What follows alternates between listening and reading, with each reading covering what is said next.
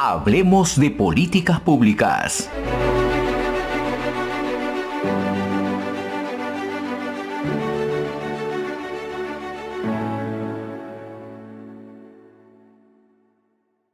Estamos con César Pilco, él es decano del Colegio de Economistas de Tacna y con él conversaremos sobre la economía y lo que viene sucediendo en el riesgo país y cómo las políticas públicas precisamente afectan todo lo que viene pasando. César, muy buenos días. Buenos días, don Fernando, gusto escucharlo. Un gusto, por supuesto, y estamos como siempre con Gustavo Nakamura. Gustavo. ¿Qué tal, Fernando? César, gracias por estar con nosotros. La primera pregunta que tendría que hacerte, tú como analista y manejas el tema económico y estás en una región del país como es Tacna, a veces la gente compara, ¿no? Tacna, rica comida y buena medicina, ¿no? Pero dicen, en Arica se vive mejor. Por momentos en Tacna no hay agua, mientras que en Arica sí hay agua. Hay muchas, cuando los dos fueron parte de nuestro país, ¿no? Pero más allá de Tacna, ¿cómo está el tema de la reactivación económica allá donde tú estás? ¿Qué situación se está viviendo en este momento? Bien, ante todo, buenos días. Quiero manifestarles lo siguiente. Para nosotros que estamos en la frontera, en Tacna, la frontera con Chile, también con Bolivia, tenemos una mirada del país y creemos que en el Perú existen 5 países. Quizás suene un poquito extraño. Dentro del Perú existen 5 países. Tenemos Lima, con su propia característica y naturaleza. Tenemos la costa norte y sur del Perú. Tenemos la sierra del país con sus características determinadas, la selva y los espacios fronterizos, caso de Tacna. Son 9 regiones fronterizas, una de ellas es Tacna, que de una u otra manera los efectos de las políticas económicas de los países vecinos de una u otra manera contribuyen o no a la reactivación y crecimiento de nuestras economías. Concretamente Tacna, con la pandemia, señores, al estar cerrada la pandemia, la contracción y la recesión en la ciudad de Tacna es muy fuerte. Se estima, por ejemplo, aproximadamente cerca del 50% de la actividad está recesada. Lo que es el ramo hotelero y, por ejemplo, gastronómico, está al borde del 10%. ¿Por qué? No se olviden ustedes que son 1.800.000 visitantes del país vecino del sur que cada año venía a la ciudad de Tacna. Al no ingresar ellos, realmente la economía, principalmente que nosotros dependemos del turismo y los servicios complementarios y afines, realmente estamos en recesión. Les pongo un dato. Aproximadamente los visitantes nos dejan $1 millón diario. Significa esto aproximadamente $400 millones en el año. Al margen de eso, el presidente del país vecino del sur les ha otorgado el 15 de diciembre del año pasado una inversión para Arica y Parinacotas de cerca de $450 millones al margen de una serie de medidas tributarias e incentivos que más adelante voy a explicarles. Lo cierto es que ellos están manejando hoy en fronteras y con ingresan a nuestro país cerca de $1.000 millones y lógicamente afecta la economía de nuestra tierra. Queda clarísimo. Yo tuve el gusto en septiembre del año pasado y también en mayo de este año de visitar Tacna, de trabajar ahí con los micro y pequeños empresarios, de los mercadillos, de las galerías y ver el impacto y realmente el impacto de Tacna para todos nuestros amigos que nos están escuchando en Puno, lo deben saber de repente, pero los que nos escuchan en Cajamarca, en San Martín, en Huánuco, Tacna era una ciudad que estaba desierta y como lo dice muy bien el economista César Pilco. ¿Qué cosas debería estar haciendo el gobierno para Tacna, para las ciudades de frontera, pero en general para reactivar la economía? ¿Por qué no se abren las fronteras todavía? Me imagino es la pregunta principal en Tacna, ¿no? Claro, vamos a ir por partes. Miren, lo que pasa es que con toda transparencia, nosotros creemos que falta una mirada fronteriza y geopolítica del gobierno central. Concretamente, la región Tacna, durante los últimos 92 años, cuando ha regresado Tacna al seno patrio, solamente hemos tenido 2 medidas de reactivación económica. Una fue en la década del 50 con el general Odría, con todas las obras de infraestructura que en Tacna hoy siguen en pie, y en el año 1989 con una ley actualmente de la zona franca, que en su momento fue importante, pero aún necesita su actualización. Lo cierto es que desde 1990 hasta la fecha, en Tacna no se ha dado ninguna medida de reactivación. Incluso estamos al margen de las grandes iniciativas del gobierno nacionales. Como ustedes bien saben, señores periodistas, don Fernando, don Gustavo, todo gobierno, por ejemplo, el señor Castillo que acaba de juramentar no hace mucho, por ejemplo, ellos han presentado el marco macroeconómico multianual. ¿Qué significa? El marco macroeconómico total es un instrumento en el cual se dice cuáles son los principales proyectos estratégicos que van a realizar durante su gestión. Todos los presidentes de la República han venido realizando esto, incluso lo presentan al Banco Mundial, al Fondo Monetario Internacional, algo así como recibir un aval financiero internacional y decir, lo que estoy haciendo va por buen camino y denos, entre comillas, la mano en el tiempo, en el supuesto caso que requiere financiamiento. Lo cierto es que este marco macroeconómico mundial desde el año 2001 hasta la fecha viene dándose y en ninguno de ellos figura un proyecto estratégico para Tacna. Por eso nosotros creemos que en Tacna no se ha dado esa mirada fronteriza como corresponde. Y otro dato más relevante, ¿no? En el mejor de los casos, siendo optimistas, a raíz de la reactiva, que realmente ha sido apoyo para los clientes de banco, que está bien, pero se olvidaron de la población de base, al margen del apoyo que se da a la parte agrícola, de los bonos. Aproximadamente en la ciudad de Tacna se ha recibido hasta la fecha cerca de unos 50 o 60 millones de dólares, no pasa más. Sin embargo, como les expresé, el presidente Piñera, bajo el plan Chile paso a paso se recupera, otorgó a Arica 450 millones de dólares para atender los efectos del coronavirus del año 2020 al 2022. O sea, una relación de 7-1.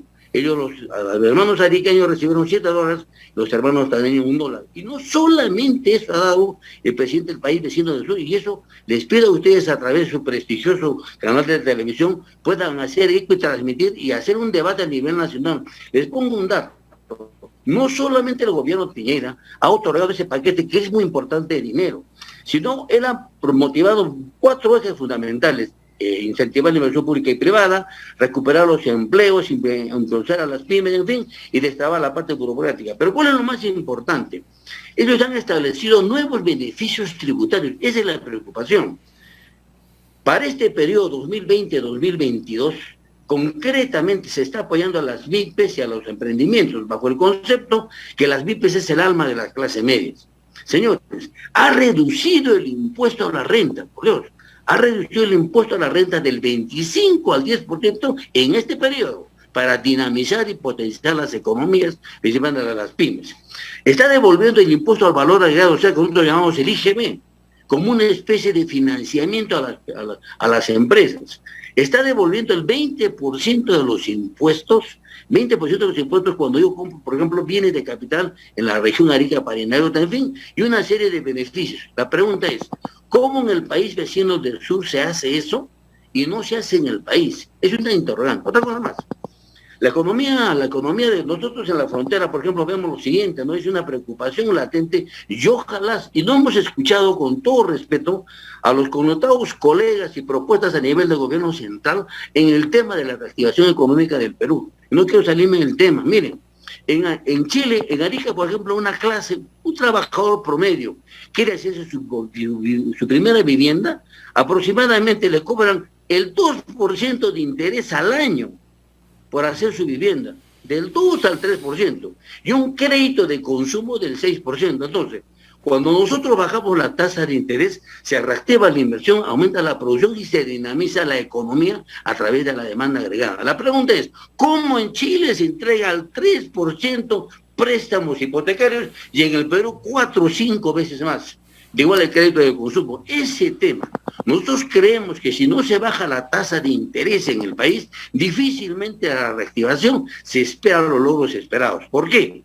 Porque, señores, el cordón umbilical para reactivar la economía es la inversión, la privada como la pública. A nivel del país, inclusive el paquete que estableció el señor Franca ese día está bien, pero está orientando al sector privado, público, perdón. Nos falta una mirada para el sector privado. Si nosotros no bajamos la tasa de interés, realmente el que está soportando el proceso de reactivación concretamente es la clase pobre en el país. Excelente lo que acabas de decir, César. Has comparado con un país hermano que está viviendo el proceso de una asamblea constituyente, pero todavía tiene un gobierno pro mercado, pro libertades, todavía se mantiene. Chile pronto pasará por esa tortura cuando son las elecciones, ¿no? Nos pasa a todos un poco, pero más allá de que has hecho un análisis, ¿cómo es la diferencia entre dos países hermanos y en realidad en dos ciudades que en algún momento Arica fue de Perú, y cuál es la realidad y la diferencia, ¿no? Entonces, claro, la sensación que se tiene es que el empresariado de Arica, chileno, pues está yendo con un carro con gasolina de 95, vamos a ver así, y en el caso peruano, pues está yendo con un Porsche, pero quieres meterle gasolina 84, pues, ¿no? O sea, esa es la realidad, ¿no? Entonces, no avanzas ni a patadas. Entonces, y no lo estamos diciendo nosotros, lo estás diciendo tú que vives en la región, que conoces lo que está pasando en la región Tacna. Pero hablando de esto, Tacna y el sur peruano es evidentemente en la segunda vuelta votó por una opción presidencial. Hoy, ¿cómo ves esa votación que tuvieron? En Tacna tienen muchos representantes de Perú Libre. Creo que el último que acaba de fallecer, lamentablemente un congresista de Perú Libre que falleció, me parece que es de la región Tacna. ¿Cuál es la sensación, ¿no? En el sur de la situación política, de las promesas de estos primeros 100 días de gobierno y no se llega, ha llegado, no ha llegado? ¿Cuál es la percepción de la gente del mercado Santa Rosa? O sea, de la gente que está allá. ¿Cuál es o sea, que es el pueblo, por si acaso? No estoy hablando del gran empresario. ¿Cuál es la sensación? Te escucho, Bien, César. Te escucho. estimado Gustavo, una pregunta muy importante, pero primeramente permítame hacer una primera introducción. El problema es que tanto el Ejecutivo y el Legislativo, por Dios, deben de ponerse la mano. En Arica, señores, acaban de cambiar la Constitución. El presidente Piñera tiene una desaprobación desastrosa. El pilar del neoliberalismo en Arica. Yo no estoy ninguno a favor y en contra, sino la misma población está en contra de los paquetes que se han dado. ¿Por qué? Es igual como en el país. ¿Cómo es posible, señor, que una persona que ha trabajado durante más de 30 años de su vida y pagando puntualmente por una forma, en este caso, de poder jubilarse después de este tiempo, y además en toda la tramitología que le piden para justificar su pensión en cualquier sistema pensionario, va a recibir menos de la tercera parte de lo que recibía en la actividad? O sea, el mismo sistema está generando pobreza, y eso no puede darse. Porque imagínense, si a mí me hubiese manifestado en mi tiempo, ¿no? Señor, usted después de 30 años va a recibir la tercera parte de su sueldo que está activo, yo creo que nadie, con buena razón, hubiese aceptado. Bien, ese es un tema que es muy importante. Otra cosa, en el Perú, ¿por qué les digo es importante que haya un cruzamiento, en buen término de la palabra, entre el Ejecutivo y el Legislativo? Hay problemas agudos en el Perú, bueno, más de los problemas pareciera de esos jóvenes quizás desentrañados por un tipo de problemática. Señores, en el Perú tenemos que licuar, perdónme la forma agresiva de decirlo, el Perú tiene 480.000 millones de brechas de déficit de infraestructura, de hospitales, colegios, infraestructura, conectividad, etcétera, etcétera. Si nosotros no logramos licuar esos 480.000 millones, vamos a estar en la misma situación y, perdónenme, haciendo, entre comillas, políticas parches, mal llamadas políticas, instrumentos de corto plazo para salir del paso. Señores, tenemos 480.000 millones de brecha. ¿Cómo es posible que en el bicentenario y en la famosa constitución que nos manifestó que nos iba a sacar de pobre, 2 millones de peruanos están analfabetos? El 25% de peruanos no tienen agua, o sea, ni siquiera pueden cumplir con el primer protocolo, que es lavarse las manos. El 70% del 2019 era trabajador informal, no tenía un seguro. Ahora se ha incrementado a la cifra. Al ser informal, imagínense, no contribuye con el Estado. En fin, si usted puede darse cuenta, es terrible lo que pasa. El señor Martín Vizcarra, durante los 3 años de gestión, ha tenido 500.000 millones de soles y no ha conseguido ninguna vacuna. Más los 130.000 millones que gastó para curar el coronavirus, imagínense, ¿cuánto fue? 630.000 millones de soles. El señor Francisco Sagasti ha tenido 180.000 millones de dólares de soles, y en la misma situación. ¿Qué nos hace ver esto? Que algo está pasando en el gobierno central. ¿Cómo es posible, señor, que en plena pandemia, yo les pido por favor a través de analistas económicos que pueden ver, y ese es un tema que también hay que salir en el debate a nivel nacional y tampoco se dice, la capacidad de gasto promedio del Perú no sobrepasa el de su presupuesto el 6% mensual. Significa 6 por 12, 72. A fin de año no vamos a ejecutar ni el 70% del presupuesto. O sea, tenemos un saldo presupuestal del 30%, entre comillas, que no se va a ejecutar, en otros términos, que se va a devolver. En plena pandemia, recursos están sobrando cuando se puede atender principalmente para generar empleo inmediato y aplastar el coronavirus. Señores periodistas, si nosotros no aplastamos el coronavirus, ya me sé, por ejemplo, las curvas de contagio, de muertes, de factor R, no logramos realmente diezmar, cualquier plan de reactivación no va a caminar, no va a funcionar. Ese es el problema que tenemos en la frontera. Efectivamente. Señores, Arica, a eso quería llevar con todo ese preámbulo, Arica tiene en este momento cerca del 80% de su población está vacunada. Tana, con las gestiones que se hizo a través de los colegios profesionales, estamos llegando al 50%. Así todo no se va a poder abrir la frontera, porque ese desnivel entre la frontera, difícilmente que el país vecino va a acertar. Y si a eso le sumamos que han cambiado a la ley de migraciones, el país vecino, realmente el paso de una persona a otro lugar, de tan Arica o viceversa, va a generar dificultades y difícilmente van a entrar. Por tanto, la contracción en la economía tacneña se va a agudizar por lo menos 1 o 2 años más en perjuicio de su población. Ese es el gran problema que se tiene, ¿no? El derrotero que tiene que darse a nivel central, principalmente para adecuar el gasto adecuado de estas inversiones. Y una parte final, solamente para precisar esa. El señor Pedro Franque ha dado una reforma tributaria que está bien. Eso tenemos para discutir alto rato, o inclusive que se puede grabar a las personas de altos ingresos encima de 200.000, 300.000 soles. Pero acá viene la reflexión, por favor, y tomemos el buen sentido de la palabra. En el mejor de los casos, se va a recoger, perdóname la forma de decir, se va a poder recaudar esta política anual 12.000 millones de soles. La quinta parte de lo que se entregó por Reactiva en el Perú, por Dios. No puede ser. Tan bajo es la capacidad de respuesta a nivel de impuestos que se tiene en el país. Ya deben comenzar a devolver las personas que han tenido su préstamo de los 60.000 millones, que fue para 3 años. Se supone que deben haber devuelto 20.000 millones de soles. Y si le sumamos que el 30% de presupuesto del año no se ejecuta, 60.000 millones de soles aproximadamente no se van a ejecutar. Ese es el gran problema que se tiene en el país. Hay muchas cifras gruesas y realmente se está pidiendo una cuestión en el Congreso, la verdad. Lejos de estar viendo un problema de fondo en el país, como la cifra que les he manifestado anteriormente, estamos viendo cuestiones de otra naturaleza. Lo cierto es que estamos perdiendo el compás, y si nosotros no logramos recuperar nuestra economía, vamos a tener problemas. ¿Y sabe por qué le digo, señor periodista? Este año, por rebote, vamos a crecer, en el mejor de los casos, 8 o 9%. Ojalá que sea más. El mismo gobierno anterior y el actual ha manifestado que los próximos 3 o 4 años vamos a estar creciendo entre el 4 y 5%, pero ya han corregido. La banca nacional, la banca del país, ha manifestado que vamos a estar creciendo al 3,5%. Ese es el problema. Si la economía peruana no crece por encima del 4%, realmente no puede crear nuevos empleos. Ese es el problema. ¿Cómo generar nuevos empleos si el Producto Bruto Interno no va a poder sobrepasar el 4% en los siguientes 4 años? Clarísimo, clarísimo, César. Mira, efectivamente, has dejado muy claro que el principal problema es en el desarrollo de políticas públicas. Primero, la pésima manera que tienen nuestras autoridades para gastar, o ni siquiera la gastan, y cuando gastan, la gastan mal.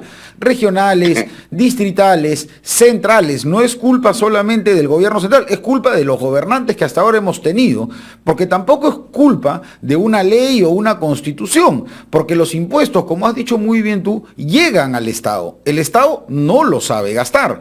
Y todos estos sobreimpuestos que quieren generar, a diferencia de lo que está haciendo el país hermano de Chile, como lo has dicho tú, que reduce los impuestos para que los micro y pequeños empresarios puedan salir adelante, acá están buscando aumentar los impuestos, poner más trabas, poner más burocracia y, desgraciadamente, muy claro, con la vacunación no se ha avanzado al ritmo. Esto es culpa, obvio, de Martín Vizcarra. Ha ido creciendo, pero todavía tenemos un déficit, y yo sé de primera mano que ciudades como Tacna lo están sufriendo muchísimo, porque he tenido la oportunidad de visitarlo y tenemos mucho contacto ahí, y es algo que debemos trabajar ya. César, muchas gracias por haber estado con nosotros. Hablemos de políticas públicas.